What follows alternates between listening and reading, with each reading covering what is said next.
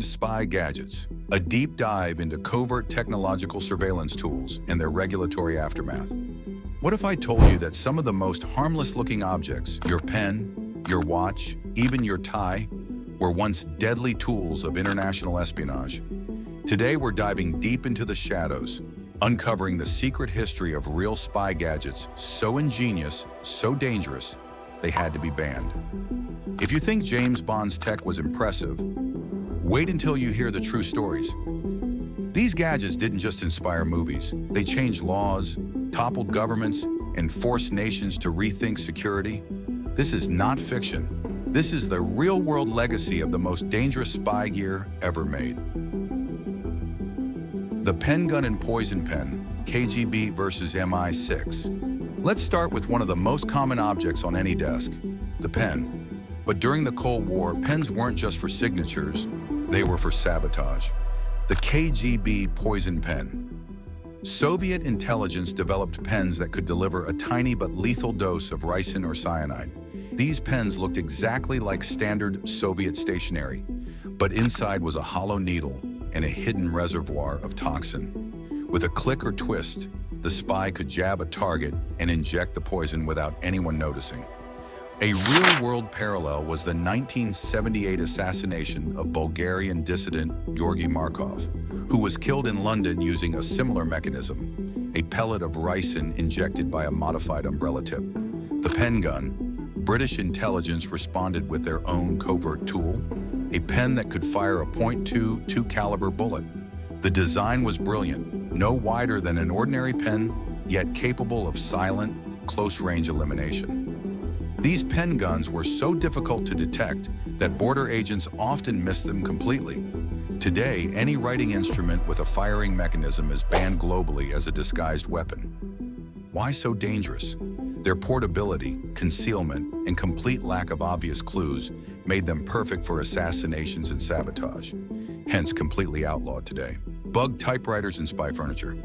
Could your office furniture betray you? In many embassies, it already had. The Moscow typewriter scandal. In the 1980s, American officials at the U.S. Embassy in Moscow noticed strange electronic signals during a routine sweep.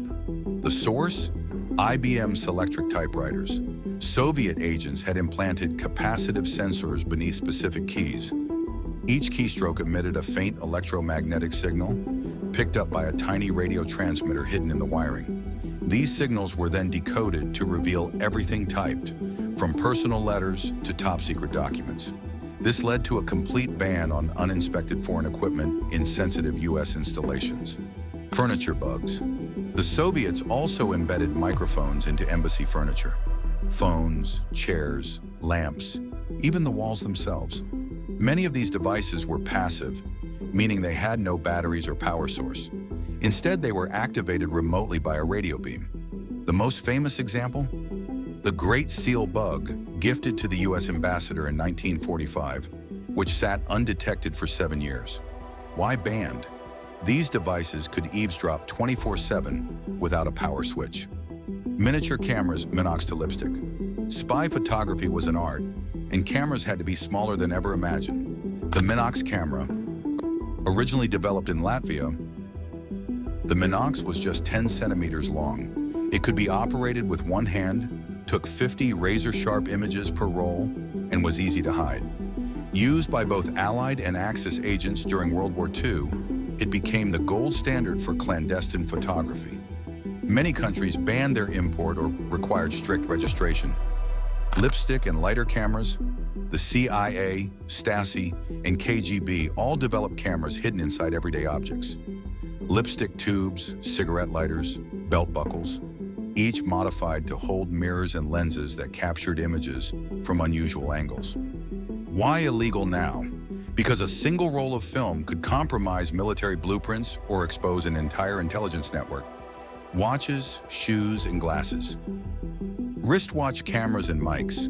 German engineers built wristwatches that hid cameras capable of photographing documents while pretending to check the time. Other versions housed tiny microphones inside the watch body, enabling stealthy recording. Shoe transmitters. KGB operatives hid transmitters inside shoe heels. By pulling a pin, the shoe became a covert radio transmitter. They were used to spy on meetings by simply walking into the room. Spy glasses and cyanide frames. Some CIA glasses had built-in cameras. Others were modified to hide cyanide capsules, a last resort for agents facing capture. Legal fallout in modern paranoia. Why care today? Because the line between safety and surveillance keeps getting blurrier. Dual-use devices. Many nations now ban any device that serves both normal and spying functions. USB drives with hidden mics, smoke detector cams, even nanny cams disguised as toys. If it can record secretly, it's likely regulated. Treaties and laws. Dozens of international treaties now forbid the sale, possession, or trade of spy gadgets unless you're a part of military or law enforcement. In many places, just owning a disguised camera lighter can land you in jail. New chapters. Today's equivalents: smartphone spyware, Bluetooth bugs, fake power banks, and hacked smart speakers. Governments still chase after the latest concealment tricks because the threats never stopped. So next time you look at your desk, your watch, or even your tie, remember, in the world of espionage, nothing is ever as it seems. These gadgets weren't just clever, they were powerful enough to launch wars, rewrite laws, and forever change how we understand privacy. If this blew your mind, make sure to subscribe and share, because the real spy stories are far wilder than the movies.